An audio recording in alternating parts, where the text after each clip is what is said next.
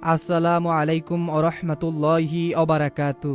দ্বীনি ইসলাম knowledge চ্যানেলে আপনাদের স্বাগতম। আজ আমি আপনাদের সঙ্গে আলোচনা করব, আজ রবিবার দিনে অথবা রাতে যদি আপনারা এই দোয়াটি অথবা এই আমলটি একবার করতে পারেন, তাহলে আপনার জীবনের ৮০-৯০ বছরের গুনাহ আল্লাহ তাআলা নিমিষেই মাফ করে দিবেন এবং যে দোয়া বা যে আমল করলে তাহাজ্জুদ নামাজ পড়ার সওয়াব পেয়ে যাবেন। আপনারা ৫,০০০ রাকাত তাহাজ্জুদ নামাজ পড়ে যে পরিমাণ সওয়াব পাবেন, এই আমলটি করলে সেই সমপরিমাণ সওয়াব পেয়ে যাবেন। এবং যাদের পরিবার ও সংসারের ভিতরে অভাব অনটন ও ঝামেলা সবসময় লেগেই থাকে, অভাব অনটন দারিদ্রতা কোনোভাবেই যাদের পেছন ছাড়ছে না, হৃদয়ের আশা আকাঙ্ক্ষাগুলো অন্তরেই থেকে যাচ্ছে, তাই অনুরোধ করছি জীবনে একবার হলো আমলটি করবেন। এই উদ্দেশ্যে ভিডিওটি না টেনে একদম শেষ পর্যন্ত দেখতে থাকুন। অনুরোধ করছি, আমরা এই প্রথমবার নারীদের ছবি ছাড়া কিংবা হারাম কোনো ছবি ছাড়া ইউটিউবে ভিডিও দিয়ে থাকছি। এরকম ভিডিওগুলি যদি আপনি আপনার ফোনে পেতে চান, এজন্য অবশ্যই দ্বীনি ইসলাম নলেজ চ্যানেলটিকে সাবস্ক্রাইব করে রাখুন। তো চলুন শুরু করি। প্রিয় দ্বীনি ভাই এবং বোনেরা, জীবনে চলার পথে মানুষের দ্বারা গুনাহ হয়েই যেতে পারে, তবে গুনাহমুক্ত জীবন আল্লাহর সবচেয়ে বড় নেয়ামত। গুনাহ থেকে মুক্তি থাকলেই পরকালে মিলবে জান্নাত। হযরত আবু হুরায়রা রাদিয়াল্লাহু তাআলা আনহু থেকে বর্ণিত, নবী করিম সাল্লাল্লাহু আলাইহি ওয়াসাল্লাম বলেছেন, তোমাদের প্রত্যেক ব্যক্তির দোয়া কবুল হয়ে থাকে যদি সে তাড়াহুড়া না করে আর বলে যে আমি দোয়া করলাম কিন্তু আমার দোয়া তো কবুল হলো না। অর্থাৎ দোয়া কবুলের ব্যাপারে আপনাদেরকে আল্লাহর উপর সম্পূর্ণ বিশ্বাস রাখতে হবে।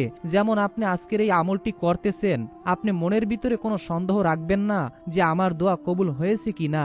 অবশ্যই আপনি এতটুকু শতভাগ গ্যারান্টি নিয়ে দোয়া করবেন যে আমি দোয়া করেছি, এটা আল্লাহ কবুল করবেনই করবেন। এভাবে শতভাগ বিশ্বাস নিয়ে যদি আপনি আমলটি করতে পারেন, আমি ওয়ারেন্টি নয় বরং গ্যারান্টি দিয়ে বলতে পারি, আল্লাহ তাআলা আপনার জীবনের গুনাহকে মাফ করে তো দিবেনই, এর সঙ্গে সঙ্গে যত বিপদ আপদ বালা মুসিবত রয়েছে আল্লাহ তাআলা তা দূর করে দিবেন। হাদিসে এসেছে, হযরত জাবের রাদিয়াল্লাহু তাআলা আনহু থেকে বর্ণিত, তিনি বলেন, আমি রাসূলুল্লাহ সাল্লাল্লাহু আলাইহি ওয়াসাল্লামকে বলতে শুনেছি, কোনো ব্যক্তি আল্লাহর কাছে কোনো কিছুর প্রার্থনা করলে আল্লাহ তাআলা তা দান করেন অথবা তদা অনুযায়ী তার কোনো অমঙ্গল প্রতিহত করেন, যতক্ষণ না সে কোনো পাপাচারে লিপ্ত হয় বা আত্মীয়তার সম্পর্ক ছিন্ন করার জন্য কোনো দোয়া করে। অর্থাৎ দ্বীনি ভাই এবং বোনেরা, আপনাদের আমাদের দোয়া কবুল হওয়ার ৩টি সিস্টেম বা ৩টি পদ্ধতি রয়েছে। প্রথম পদ্ধতি, আপনি যখন দোয়া করবেন তখন সাথে সাথে আল্লাহ তাআলা কবুল করে নেবেন। আরেকটি পদ্ধতি হচ্ছে, আপনি দোয়া করলেন কিছুদিনের মধ্যে আপনার দোয়া কবুল হয়ে যাবে। আরেকটি পদ্ধতি হচ্ছে, আমি যেই দোয়াটি করলাম আল্লাহর কাছে, সেই দোয়াটি আল্লাহ তাআলা আখিরাতের জন্য, কিয়ামতের জন্য মজুদ করে রেখেছেন। অর্থাৎ কিয়ামতের দিন যখন আমাদের বিচার করা হবে, হিসাব করা হবে, তখন যদি আপনার আমল নামা কম হয়ে যায়, তখন আল্লাহ তাআলা আপনাকে এই আমল দ্বারা, অর্থাৎ দুনিয়াতে বসে আপনি যেই দোয়াগুলো করেছেন, যেগুলো দুনিয়াতে কবুল হয় নাই, সেই দোয়াগুলো দিয়ে আল্লাহ তাআলা ওই সময় আমল নামা বাড়ি করে দিবেন। সুবহানাল্লাহ, সুবহানাল্লাহ। তো দ্বীনি ভাই এবং বোনেরা, সর্বপ্রথম আমি আপনাদেরকে ঋণ মুক্তির দোয়া ও আমল বলে দিব। এই আমলটি অবশ্যই মনোযোগের সাথে শুনুন। আমরা সবাই চাই আমাদের কারো জীবনেই যেন ঋণ না থাকে, কারো যেন অভাব না থাকে। এক লোক ঋণ পরিশোধের জন্য ইসলামের চতুর্থ খলিফা হযরত আলী রাদিয়াল্লাহু তাআলা আনহু এর কাছে কিছু সাহায্য চাইলেন। আলী রাদিয়াল্লাহু তাআলা আনহু তাকে বললেন, রাসূল সাল্লাল্লাহু আলাইহি ওয়াসাল্লাম আমাকে কয়টি বাক্য শিখিয়ে দিয়েছেন, আমি কি তোমাকে সেটা শিখিয়ে দেব? সেটা পড়লে আল্লাহ তোমার ঋণের দায়িত্ব নেবেন। অর্থাৎ এখানে আল্লাহ তাআলা নিজেই দায়িত্ব নিবেন। এই হাদিসে তা প্রমাণিত। তোমার ঋণ যদি পাহাড় পরিমাণ হয়, তাহলে আল্লাহ তাআলা তা তোমার পক্ষ থেকে আদায় করে দেবেন। এরপর আলী রাদিয়াল্লাহু তাআলা আনহু ওই ব্যক্তিকে এই কথাগুলো শিখিয়ে দিলেন। দোয়াগুলো আমি আপনাদেরকে বলে দিচ্ছি, মনোযোগের সাথে শুনুন। এরপরে নিয়মটিও বলে দেব, নিয়মটি জেনে আমলটি করবেন। আল্লাহুম্মা গফিরনি বিহালালিকা আন হারামিকা ওয়াগনিনি বিফাদলিকা আম্মান সিওয়াকা। অর্থ, হে আল্লাহ, হারামের পরিবর্তে তোমার হালাল রুজি আমার জন্য যথেষ্ট করো, আর তোমাকে ছাড়া আমার কারো মুখাপেক্ষী করো না, এবং তোমার অনুগ্রহ দিয়ে আমাকে সচ্ছলতা দান করো। তিরমিজি শরীফের হাদিস। দ্বীনি ভাই এবং বোনেরা, আমি এখন আপনাদেরকে কয়েকটি আমলের কথা বলে দিব, যে আমলগুলো করলে সর্বদা আপনাদের রিজিকের অভাব অনটন থাকবে না, আল্লাহর রহমত আপনাদের ঘরের উপরে নাজিল হবে, আপনার উপর আল্লাহ তাআলা খুশি হয়ে আল্লাহর রহমত নাজিল করবেন। হযরত ইবনে আব্বাস রাদিয়াল্লাহু তাআলা আনহু থেকে বর্ণিত, তিনি বর্ণনা করেন, যারা বেশি বেশি তওবা ইস্তেগফার করে, তাদের সামনে যত কষ্টই হোক, যত অভাব অনটনই থাকুক না কেন, মহান আল্লাহ তাআলা তা সমাধান করে দেন।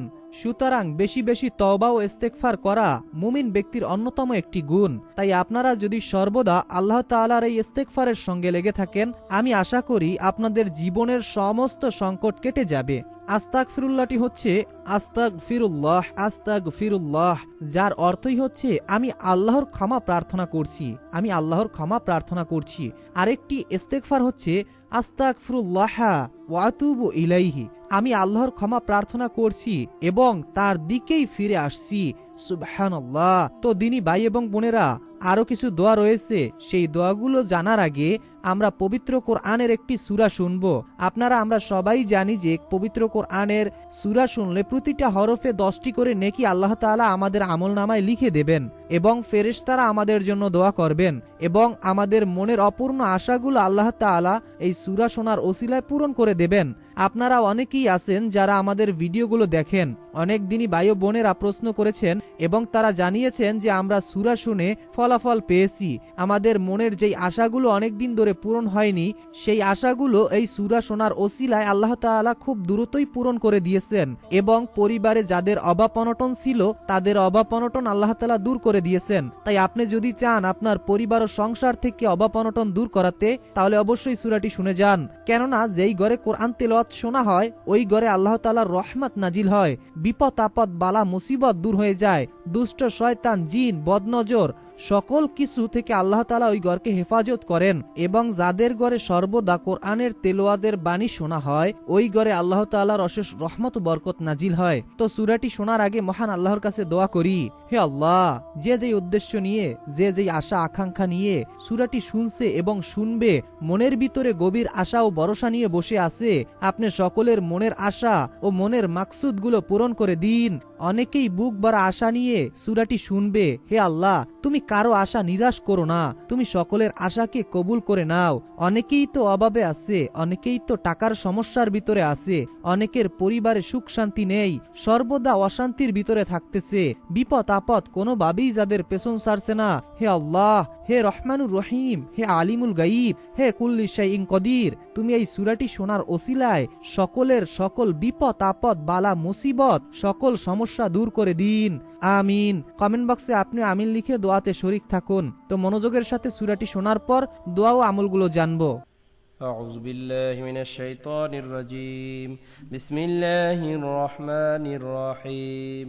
الرحمن علم القرآن خلق الإنسان علمه البيان. الشمس والقمر بحسبان والنجم والشجر يسجدان والسماء رفعها ووضع الميزان ألا تطغوا في الميزان وأقيموا الوزن بالقسط ولا تخسروا الميزان والأرض وضعها للأنام فيها فاكهة والنخل ذات الأكمام والحب ذو العصف والريحان فبأي آلاء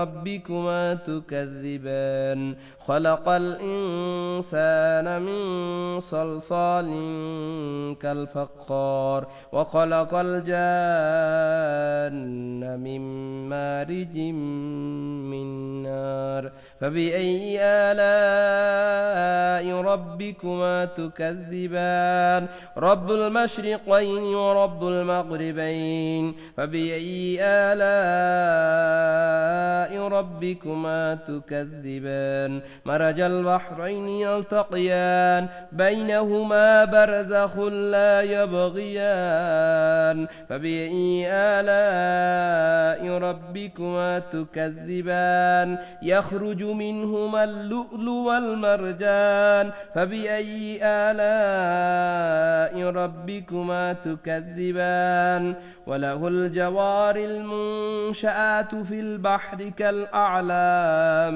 فبأي آلاء ربكما تكذبان كل من عليها فان ويبقى وجه ربك ذو الجلال والإكرام فبأي آلاء ربكما تكذبان يسأله من في السماوات والأرض كل يوم هو في شان فبأي آلاء ربكما تكذبان سنفرغ لكم أيها الثقلان فبأي آلاء ربكما تكذبان يا معشر الجن والإنس إن استطعتم أن تنفذوا من أقطار السماوات والأرض فانفذوا لا تنفذون إلا بسلطان فبأي آلاء ربكما تكذبان يرسل عليكم شواذ من نار ونحاس فلا تنتصران فبأي آلاء ربكما تكذبان فإذا انشقت السماء فكانت وردة كالدهان فبأي آلاء ربكما تكذبان فيومئذ لا يسأل عن ذنبه إنس ولا جان فبأي آلاء ربكما تكذبان يعرف المجرمون بسيماهم فيؤخذ بالنواصي والأقدام فبأي آلاء ربكما تكذبان هذه جهنم التي يكذب بها المجرمون يطوفون بينها وبين حميم آن فبأي آلاء ربكما تكذبان ولمن خاف مقام ربه جنتان فبأي آلاء ربكما تكذبان ذواتا أفنان فبأي آلاء ربكما تكذبان فيهما عينان تجريان فبأي آلاء ربكما تكذبان فيهما من كل فاكهة زوجان فبأي آلاء ربكما تكذبان متكئين على فروش بطائنها من استبرق وجنى الجنتين دان فبأي آلاء ربكما تكذبان فيهن قاصرة الطرف لم يطمثهن إنس قبلهم ولا جان فبأي آلاء ربكما تكذبان كأنهن الياقوت والمرجان فبأي آلاء ربكما تكذبان هل جزاء الإحسان إلا الإحسان فبأي آلاء ربكما تكذبان ومن دونهما جنتان فبأي آلاء ربكما تكذبان مدهامتان فبأي آلاء ربكما تكذبان فيهما عينان نضاختان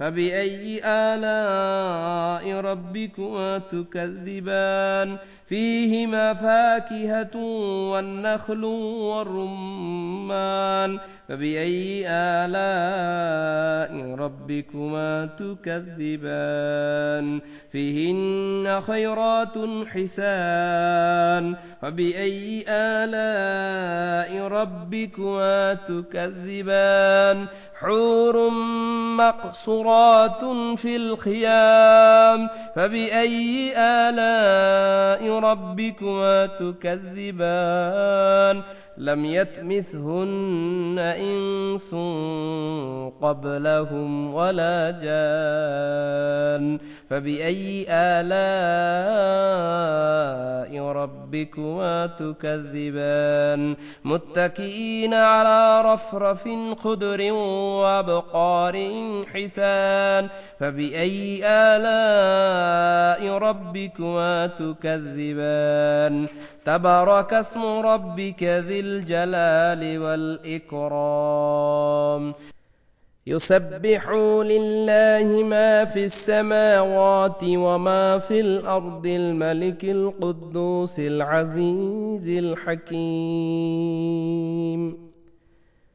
هو الذي بعث في الأميين رسولا منهم يتلو عليهم آياته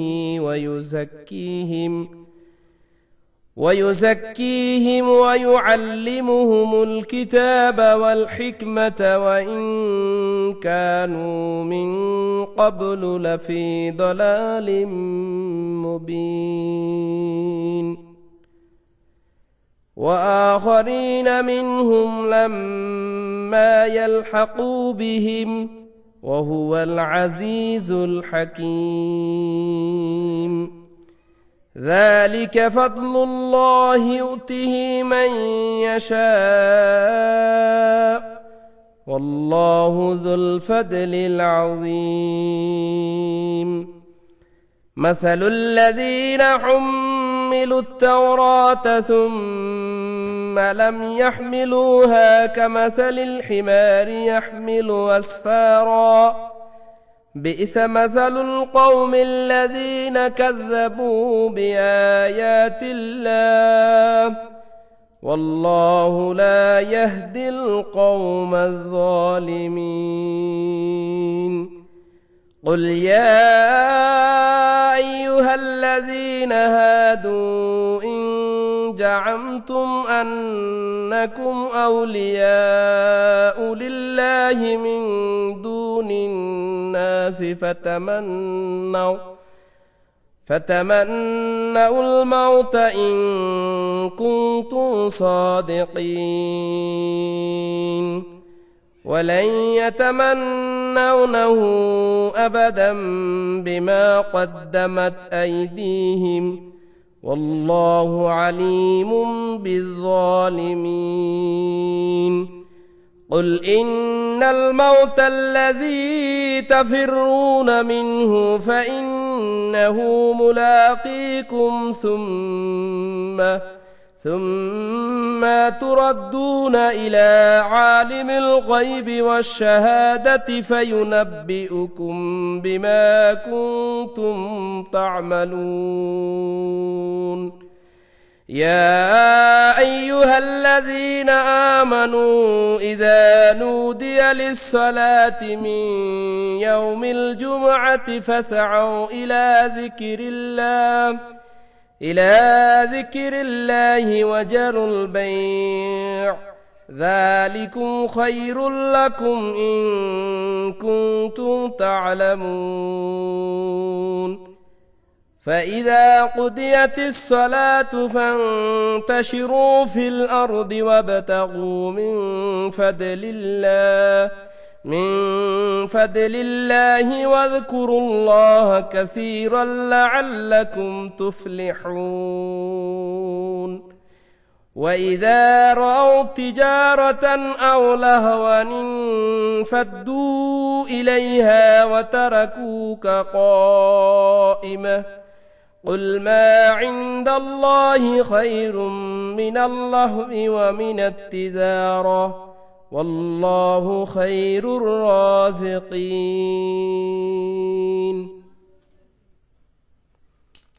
ইসলাম প্রিয় দিনী ভাই এবং বোনেরা, আমি আশা করি আপনারা সকলেই মনোযোগের সাথে সূরাটি শুনেছেন। তো আমি এখন আপনাদেরকে দোয়া ও আমলের নিয়মগুলো বলে দিচ্ছি। তো আপনারা সব সময় এই ইস্তেগফারটি করার চেষ্টা করবেন। ইস্তেগফারটি হচ্ছে আস্তাগফিরুল্লাহাল্লাযী লা ইলাহা ইল্লা হুয়াল হাইয়ুল কাইয়্যুম ওয়া আতুবু ইলাইহি। আস্তাগফিরুল্লাহাল্লাযী লা ইলাহা ইল্লা হুয়াল হাইয়ুল কাইয়্যুম ওয়া আতুবু ইলাইহি। আমি ওই আল্লাহর কাছে ক্ষমা চাই যিনি ছাড়া প্রকৃত কোনো মাবুদ নেই, তিনি চিরঞ্জীব চিরস্থায়ী, এবং তার কাছেই তওবা করে ফিরে এসেছি। সুবহানাল্লাহ, কত সুন্দর একটি অর্থ দিনী ভাই এবং বোনেরা। তো এখন আমি আপনাদেরকে গুনাহ মাফের দোয়াটি বলে দিচ্ছি। বিসমিল্লাহির রহমানির রহিম। সামিনা ওয়া আতানা গুফরানাকা রব্বানা ওয়া ইলাইকাল মাসির। সামিনা ওয়া আতানা গুফরানাকা রব্বানা ওয়া ইলাইকাল মাসির। অর্থ, আমরা শুনলাম এবং মানলাম, হে আমাদের রব, আমরা আপনার নিকটই ক্ষমা প্রার্থনা করি আর আপনার দিকই প্রত্যাবর্তন স্থল। আরেকটি দোয়া হচ্ছে রব্বানা তাকাব্বাল মিন্না ইন্নাকা আনতাস সামিউল আলিম ওয়া তুব আলাইনা ইন্নাকা আনতাত তাওয়াবুর রহিম। অর্থ, হে আমাদের রব, আপনি আমাদের পক্ষ থেকে এটি কবুল করুন। নিশ্চয়ই আপনি সর্বশ্রেষ্ঠ দয়ালু। আপনি আমাদের ক্ষমা করুন। নিশ্চয়ই আপনি অধিক তওবা কবুলকারী ও দয়াময়। সুবহানাল্লাহ, সুবহানাল্লাহ। দিনী ভাই এবং বোনেরা, আমি আশা করি আপনারা দোয়াটি শুনেছেন। তো এখন আমি আপনাদেরকে যে দোয়াটি বলবো, নবীর সঙ্গে জান্নাতে যাওয়ার দোয়া। সবারই মন চায় যে নবীর সঙ্গে জান্নাতে যাব, কিন্তু নবীর সঙ্গে জান্নাতে যাওয়ার জন্য যে দোয়াটি আমাদেরকে পড়তে হবে, সেই দোয়াটি তো আমরা অনেকেই পড়ি না, বা এই দোয়াটি অনেকের জানা থাকলেও সচরাচর এই আমলটি করি না। অবশ্যই আপনারা এই দোয়াটি এবং আমলটি করবেন। বিসমিল্লাহির রহমানির রহিম। রদিতু বিল্লাহি রব্বাও ওয়া বিল ইসলামি দীনাও ওয়া বি মুহাম্মাদিন নাবিয়্যা ওয়া রাসূলা। রদিতু বিল্লাহি রব্বাও ওয়া বিল ইসলামি দীনাও ওয়া বি মুহাম্মাদিন নাবিয়্যা ওয়া রাসূলা। অর্থ, আমি আল্লাহকে রব, ইসলামকে দিন এবং মুহাম্মদ সাল্লাল্লাহু আলাইহি ওয়াসাল্লামকে রাসূল হিসাবে সন্তুষ্ট চিত্তে মেনে নিয়েছি। সুবহানাল্লাহ, সুবহানাল্লাহ। হযরত মুয়াজ রাদিয়াল্লাহু তাআলা আনহু থেকে বর্ণিত, আমি রাসূলুল্লাহ সাল্লাল্লাহু আলাইহি ওয়াসাল্লামকে বলতে শুনেছি, যে ব্যক্তি এই দোয়াটি পড়বে তাকে হাত ধরে জান্নাতে পৌঁছে দেওয়ার জিম্মাদারি আমি নিলাম। অর্থাৎ নবীজি নিজেই বলেছেন যে যে ব্যক্তি এই দোয়াটি পড়বে তার হাত ধরে জান্নাতে নেওয়ার জিম্মাদারি আমি নবী নিলাম। তাহলে আপনারা এই দোয়াটির আমল করবেন না কেন? দিনী ভাই এবং বোনেরা, একটাবার ভেবে দেখুন, যদি আপনি এই দোয়াটি পড়ার কারণে আল্লাহ তাআলা আপনার উপর খুশি হন, নবীজি সাল্লাল্লাহু আলাইহি ওয়াসাল্লাম আপনাকে জান্নাতে নিয়ে যাবেন, এর চাইতে সুযোগ তো আর থাকছে না। তো এখন আমলটির নিয়ম বলে দিচ্ছি। যদি আপনারা এই আমলটি যে কোনো সময় করতে চান, মনে রাখবেন সর্বপ্রথম অজু অবস্থায় এই আমলটি করার চেষ্টা করবেন, এবং সর্বপ্রথম আমলটি করার শুরুতে আপনাদেরকে দুরূদ শরীফ পড়ে নিতে হবে। মাত্র 3 থেকে 7 বার আপনারা দুরূদ শরীফ পড়ে নেবেন। 3 বার চাইলে পড়তে পারেন দুরূদ শরীফ, অথবা 7 বার। 3 বার দুরূদ শরীফ পড়ার পর এরপরে আমি যেই দোয়াগুলো আপনাদেরকে বলে দিলাম, সকল দোয়াগুলো 3 বার করে অথবা 7 বার করে আপনারা পড়ে নেবেন। প্রতিটা দোয়া আপনারা 3 বার অথবা 7 বার করে পড়ে নেবেন। এরপরে শেষে 3 বার অথবা 7 বার দুরূদ শরীফ পড়বেন, প্রথমে যেই দুরূদ শরীফটি আপনি পড়েছেন। এরপরে আপনি আল্লাহ তাআলার কাছে আপনি মোনাজাতের মাধ্যমে আপনার মনের সকল কথা আল্লাহর কাছে প্রকাশ করবেন। আপনার যেটা প্রয়োজন আল্লাহর কাছে তুলে ধরবেন। ইনশাআল্লাহ এই দোয়ার ওসিলায়, এই আমলের ওসিলায় আপনার সকল সমস্যা ও সকল বিপদ আপদ দূর করে দিবেন মহান আল্লাহ পাক রব্বুল আলামিন নিজেই। মনের ভিতরে বিশ্বাস নিয়ে আমলটি করবেন। তো এই ছিল আমাদের আজকের ভিডিও। আসসালামু আলাইকুম ওয়া রাহমাতুল্লাহি ওয়া বারাকাতুহু।